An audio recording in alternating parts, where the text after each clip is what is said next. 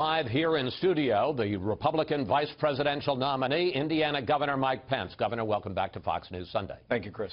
What is your reaction to the FBI reopening the Clinton case? Well, we commend the director of the FBI and the FBI for following through on their work before the Congress, that if there was new, pertinent information sufficient to reopen this investigation, that they would inform Congress of that fact and they would move forward. Look, this is clearly a very serious matter. And we respect the institution of the FBI and are confident that they'll handle this in a professional and a timely way.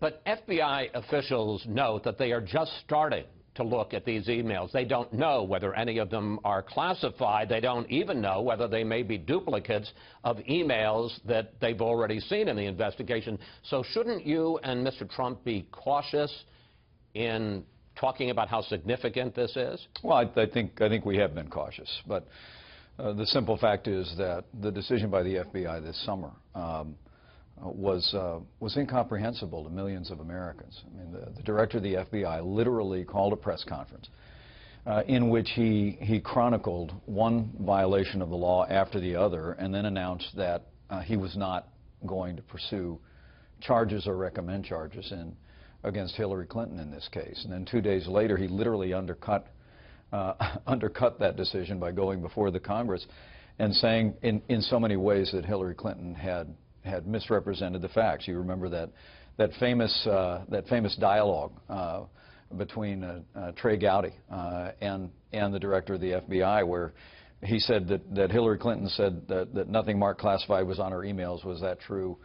The director said it was not true. She had never sent classified emails. That was not true. So I think what we already know here is troubling to the American people, and it's convincing millions of Americans that Hillary Clinton is just a risky choice in this election. And I think that's why since Friday you see more momentum. But frankly, there was enormous momentum in our campaign before Friday because the American people are focusing on the choice in this election. You say she's a risky choice. How does this alter the campaign's message in what is now just 9 days? How do you use this to raise new questions and change voters' minds? Well, I don't think it alters the campaign at all. I mean, we had tremendous momentum in this campaign before this announcement came. But I'm talking about the message. Well, the message is very simple, that the American people have been troubled about the fact that Hillary Clinton continues to refuse to turn over some 33,000 emails. But beyond that, it's Hillary Clinton's record as Secretary of State that weakened America's place in the world. It's her desire to continue the failed economic policies of this administration that have literally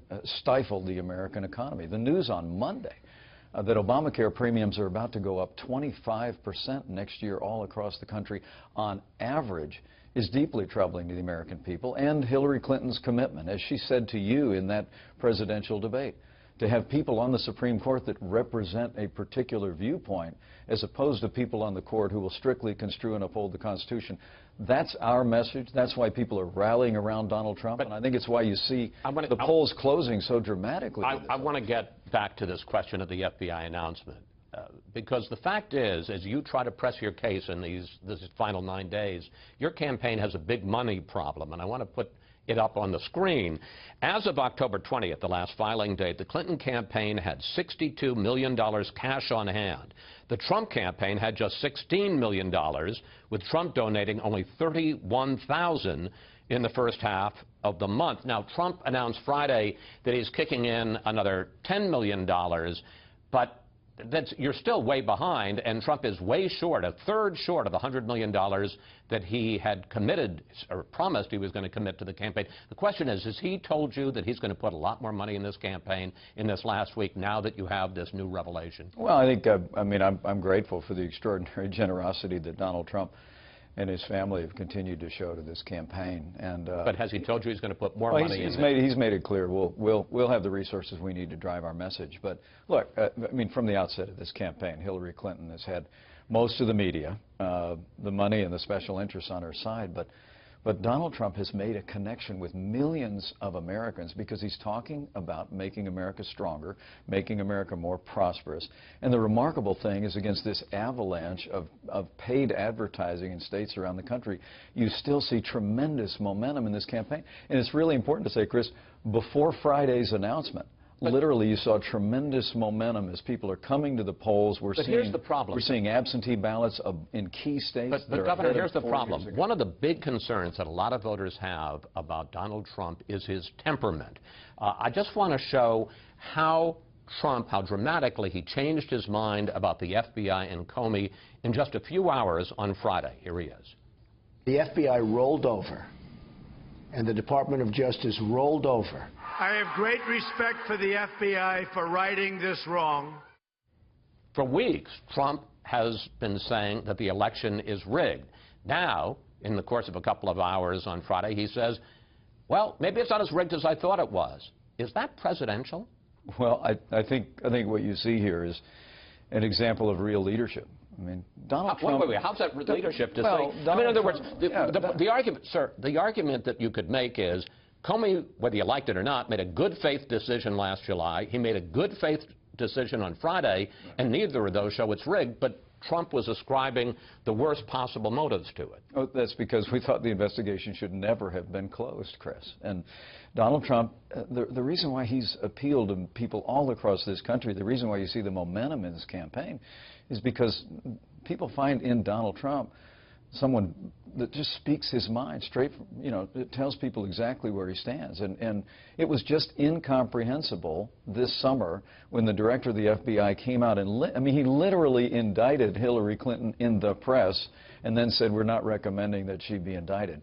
When anyone in the service, you've got General Cartwright and others, people have done a fraction of the number of things that Hillary Clinton has done in the mishandling of classified information have been prosecuted. And frankly, as I said in my vice presidential debate, if my son or Tim Kaine's son had mishandled classified information the way that Hillary Clinton had and the FBI said she had, they would at least have been court-martialed. It was incomprehensible. Donald Trump continued to make that case. But now with new information, I think we all want to recognize that the FBI stepping forward at this moment has demonstrated real integrity to keep their word to Republicans and Democrats in the Congress and say we have found what's being described now as a volume of information, of new information, and that we have reopened the investigation. And it's important that they told the Congress that before this election. We're confident that they'll work through that in a professional and timely way. But you said, Governor, that Trump, and one of his strengths, you say, is that he speaks his mind. You've got a lot of ammunition going into this final week. You've got this new investigation by the FBI, or at least its review of the emails. You've got the WikiLeaks and the revelations about the Clinton Foundation. You've got the Obamacare premium spike that you've just mentioned. But Trump gets so easily sidetracked. In the same week, he was threatening, sir, he was threatening to sue NBC for releasing the Access Hollywood tape. He was threatening to sue the women who had accused him. What do you say to voters who may worry that Hillary Clinton is corrupt, but worry whether or not Donald Trump is competent?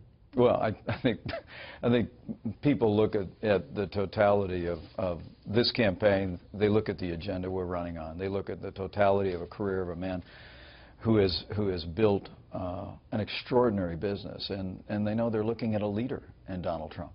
And Donald Trump has an agenda. Our contract with the American voter, people can go online and read it. And in the first 100 days, after we not only elect the Trump-Pence team, but we re-elect Republican majorities in the Congress, we're going to turn this country around. We're going to rebuild our military. We're going to revive our economy through tax relief, repealing Obamacare, better and smarter and tougher trade deals, and we're going to appoint members to the Supreme Court who will strictly construe the Constitution in the tradition of the late and great Justice Antonin Scalia. That, along with the backdrop of all the politics of personal enrichment that has been at the very center of 30 years of the Clintons in public life, the American people want to see come to an end. Governor, as I said in the debate, your time is up, but thank you very much.